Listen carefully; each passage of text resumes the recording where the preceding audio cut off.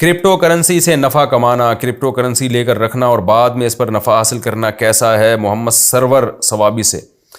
دیکھیں، crypto currency بعض چیزیں ایسی ہوتی ہیں علماء اس میں ماہرین سے پوچھ کے ہی رائے دیتے ہیں۔ کرپٹو کرنسی تو ایک ڈیجیٹل کرنسی ہے نا، یہ نئی چیز ہے، تو ماہرین جو تفصیل بتائیں گے علماء اسی کے مطابق فتویٰ دیں گے۔ میرے پاس جتنے ماہرین تھے، ڈاکٹر ذیشان صاحب جن کا میں نے انٹرویو انہوں نے میرا لیا تھا، یا پتہ نہیں میں نے ان کا انٹرویو لیا تھا، یا دونوں نے ایک دوسرے کا انٹرویو لیا تھا، واللہ عالم۔ ان کی رائے یہ تھی کہ انہوں نے جو ہمیں ڈیٹیل بتائی تھی اس کے حساب سے جائز لگ رہا تھا ہمیں، تو ہم نے فتویٰ دیا جائز ہے۔ لیکن ایک اور بڑے عالم ہیں، عالم سے میری مراد کرپٹو کرنسی کے ماہر، جو میرے پاس ان کا نمبر بھی ہے، میں نام بھی لے لیتا ہوں، تھوڑا سا آپ لوگ ویٹ کریں۔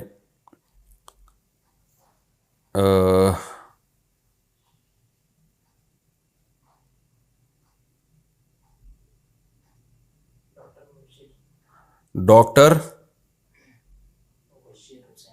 مبشر، ڈاکٹر مبشر صاحب ہوتے ہیں، یہ ہیں یورپ میں، شاید اٹلی میں تھے، جرمنی میں، مجھے ابھی یاد نہیں، میری ان سے بہت ڈیٹیل سے بات ہوئی تھی۔ ڈاکٹر مبشر حسین رحمانی،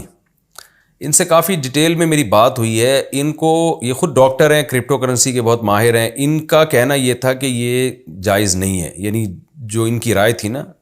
ظاہر ہے جائز ناجائز کا فیصلہ تو مفتیان کرام ہی کریں گے، لیکن جو یہ ڈیٹیل بتا رہے تھے اس کے حساب سے کرپٹو کرنسی کا جواز نہیں بنتا۔ تو اب چونکہ ماہرین ہی کی رائے میں اختلاف ہے، تو اس لیے میں نے اپنے پرانے فتوے سے رجوع کیا۔ ان سے جب میری بات چیت ہوئی، ان کے پوری ڈیٹیل ہے، فیس بک پہ بھی آپ کو مل جائے گی، اور ہو سکا تو ہم اس کا لنک بھی شیئر کر دیں گے۔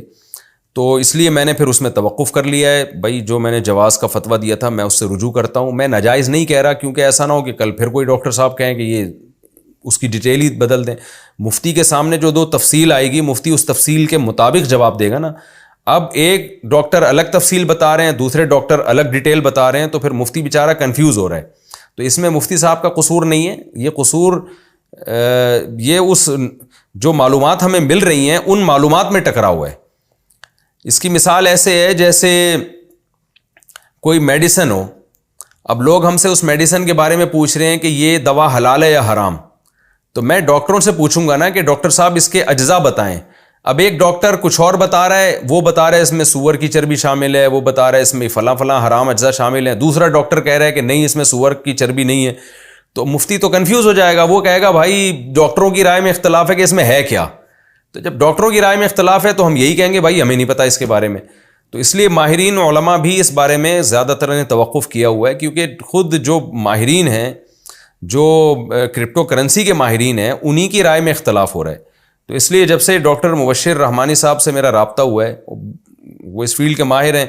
تو اس لیے میں نے توقف کر لیا بھائی جب تک کوئی چیز نکھر کے سامنے نہیں آئے گی 100% کرپٹو کرنسی کے بارے میں، اس وقت تک ہم توقف کریں گے۔ جامعۃ الرشید میں بھی جو جامعۃ الرشید کا آفیشیل فتویٰ ہے، دارالعلوم کرنگی کا جو آفیشیل فتویٰ ہے وہ بھی یہی ہے، اگرچہ جامعۃ الرشید ہی میں بعض مفتیان کرام اپنے طور پہ اس کو جائز کہہ رہے ہیں، لیکن جو جامعۃ الرشید یا دارالعلوم کرنگی کا یا دیگر بڑے اداروں کا جو آفیشیل ایک فتویٰ ہے وہ یہی ہے کہ بھائی اس کے بارے میں معلومات ہمیں جو ہے نا وہ کلیئر نہیں ہے، اس لیے سب نے اس میں توقف کیا ہوا ہے اس میں جب تک۔ اور دیکھیں الحلال ابین والحرام ابین، حدیث میں آتا ہے حلال بھی واضح ہے، حرام بھی واضح ہے، اور کچھ چیزیں مشتبہات میں ہیں۔ تو بہتر یہی ہے کہ جب تک 100% اس کے جائز ہونے کا یقین نہیں ہوتا، مشتبہات